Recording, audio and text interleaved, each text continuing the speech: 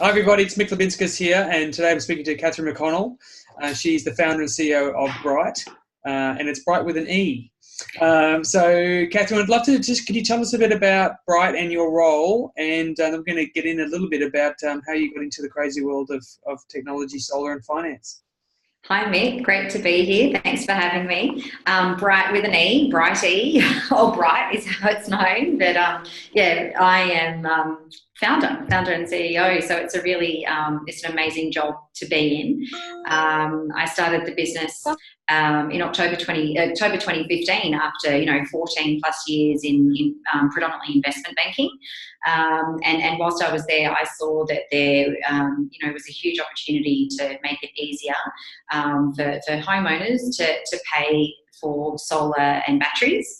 And also I saw that there was an opportunity for businesses that offer solar and batteries to be able to provide them just an easier way to close their sales and, help more people buy solar and batteries at their end by just removing that upfront cost. So I had this deep technical and product experience, even though, I was from a sales background. So I wouldn't have ever said I was in tech or product. I was always in sales and, a bit of deep understanding of the problem, the opportunity and user journeys. I only learned those words now that I'm in tech. But and also just on the personal side, at home we got solar, we got batteries in 2015. So we're one of the first families to get household batteries, and I just had this deep excitement, and I saw that we were getting a glimpse of the future. We were getting a glimpse of where families were going to be in time when these technologies became more accessible and when these costs could be removed, the upfront costs and the costs of the assets could come down. So it was just this technical background, and I was hearing the problem from businesses and this personal excitement that I was just unable to do my day job anymore. And all I could think about was, what could I create? What could I do to bring all of this future forward and make this happen sooner? And so that was the jump into starting my own business, and here I am. Fantastic, that's great. Okay, well, fantastic. I totally agree. Batteries the future. I've been doing a lot of work in sustainability out here in the US.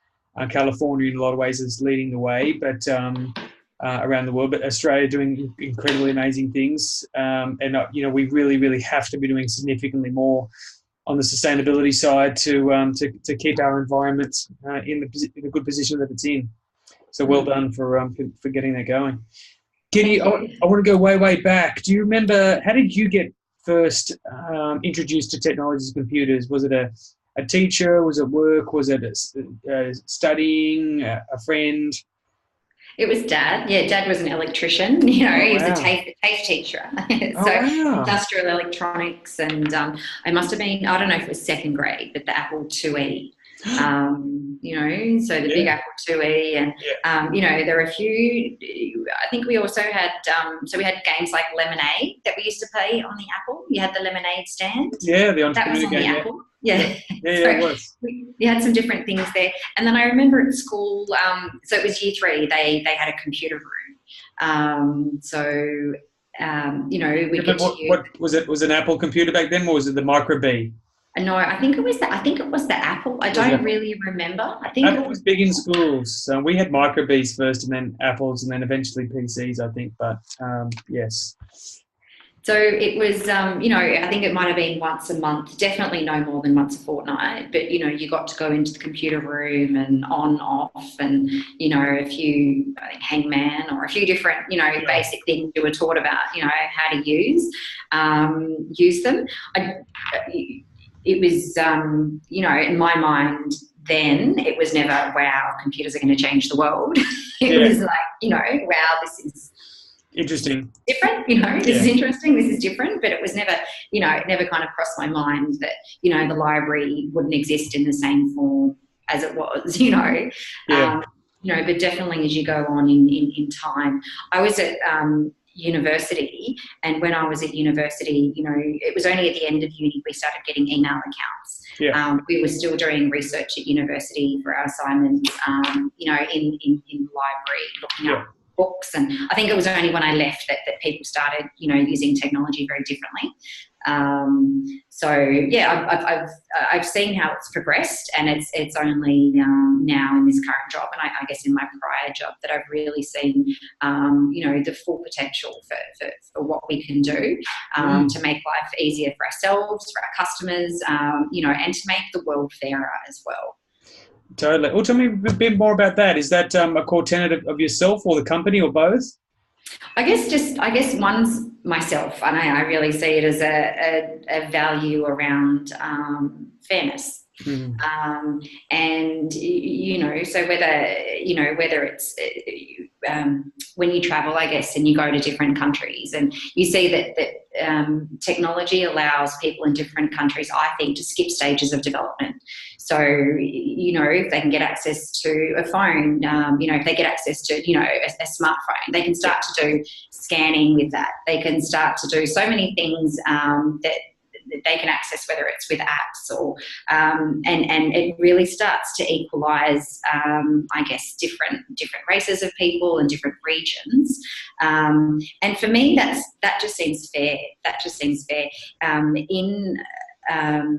In Australia, I guess one of the things that I think is really fair is one of the reasons why I set up Brighte.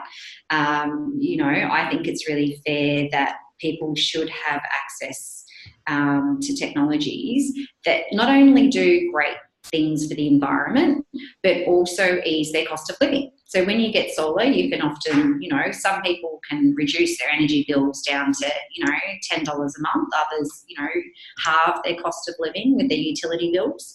But I guess I thought it was really unfair that some people, or a large amount of people, didn't have access to these technologies, didn't have access to be able to reduce their cost of living and really help their families have an easier life when the technology was there, the capital was there, but they just weren't being, offered access to the ability to remove the upfront costs. So, I think it's really great that I'm in a role now that's not just banking and you're making money for the bank, for the people, but, you're setting up a company that's moving towards profitability, but we're also doing something really good. So also doing something to make people's lives easier, knowing that, families have these amazing stories about, what they're able to do with this extra, money they have in their homes. But, on top of that, you're doing something that's just amazing for the environment. Yeah, that's great. Excellent. And I know it's a more than a full-time job being the CEO and founder of a fast-growing company, but are you involved in any programs for young women in entrepreneurship or technology, or are there programs you recommend? Are there tips you have for young women perhaps are thinking about building a technology company? Yeah, so at this stage, this is the year where I'm going to start to get, more involved. So at this stage, I unfortunately, I can't recommend. I'm aware of, different accelerator programs, and so with StartMate and I think She Codes, and so I'm aware of different programs. Whether it's on LinkedIn or Twitter, and I'm seeing what people are doing, and where I can, I'm really happy to support. But this year, now that we're starting to have a bigger team at Brighte. So we're getting close to 85 people, whereas before I think, I was wearing the job of, 10, 20 people, but now we start to have people doing those roles. I really look forward to being able to pay it forward. And if any of my experiences can be used to help someone get a step up, then, leverage really, really keen. It's I grew up in Western Sydney. Dad was a refugee, and where I am today, it's because everyone before me got a step up. But really, really keen to help others do that. I think it can be quite daunting when you think about technology. You may think you just have to do a software engineering degree at UNSW and top it and get top marks, and from there you might be able to get into a top business. But I did a commerce and arts degree at University of Wollongong, and I think there are other parts of tech that we discussed. It's not all just developing, and my experiences and deep knowledge of finance, and through a sales background, understanding my customers really deeply and understanding their problems. Yep.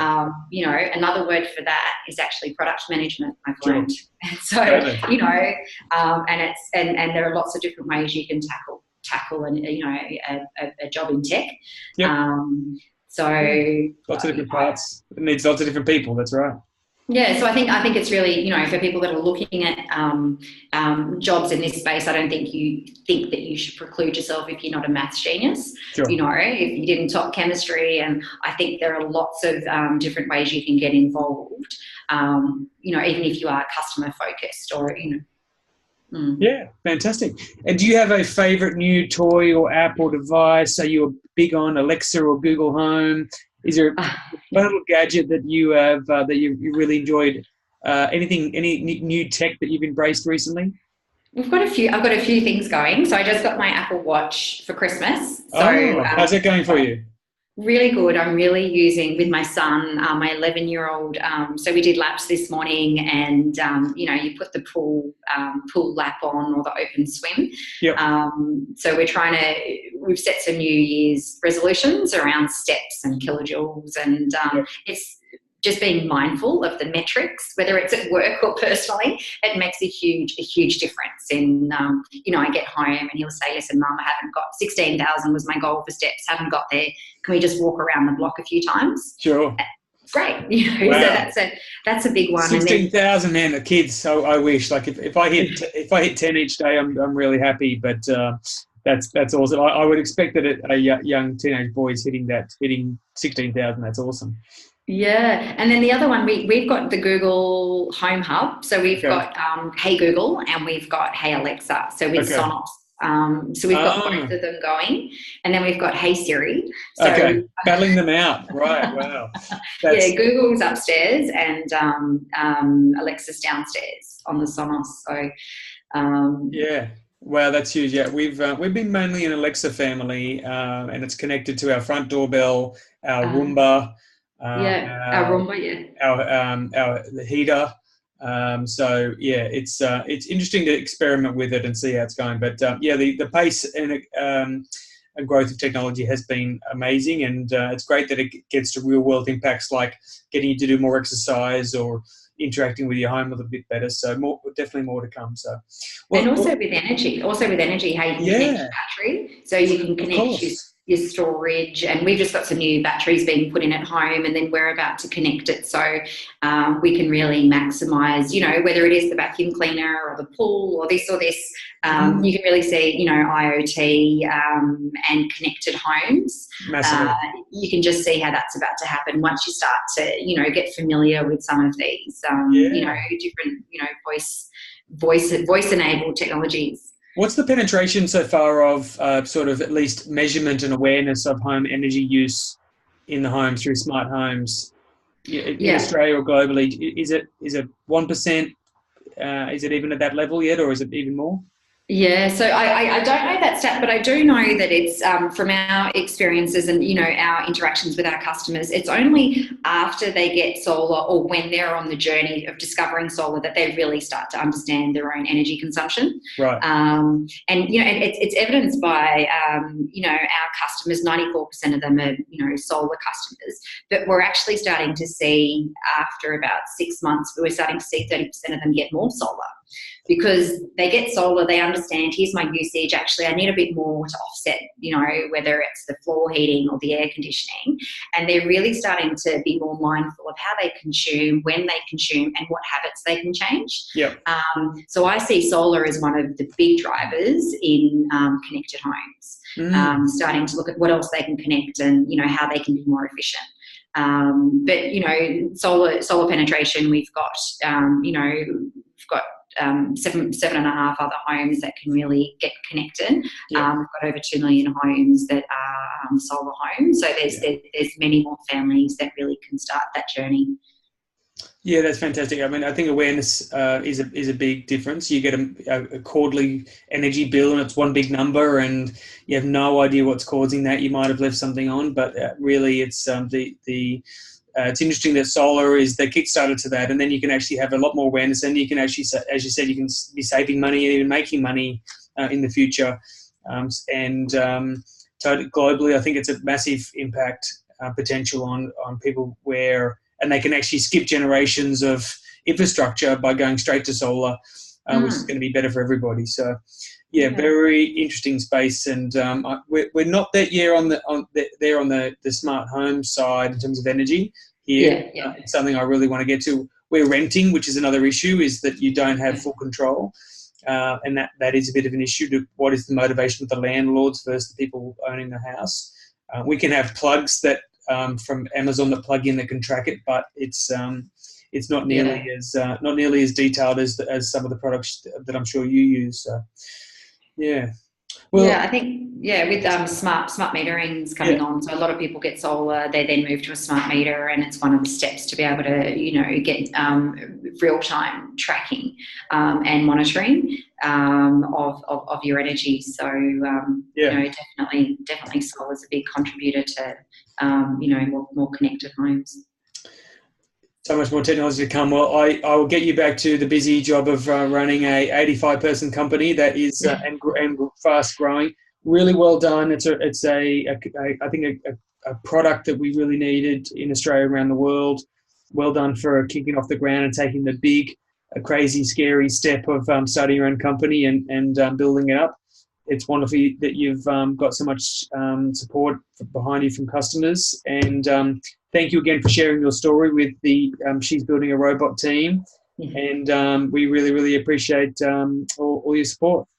And thanks, Mick. Really think you're doing a great job in, removing the barriers, be they mental barriers or, physical barriers, but just trying to help and encourage more females to, consider a role in tech. I think it's, it's really fantastic. And, definitely I wish I'd have, known about this, when I was a teenager. So great work. Thanks for having me. No problems. Thank you. I really appreciate it. Thanks, Katherine. Thanks, Mick.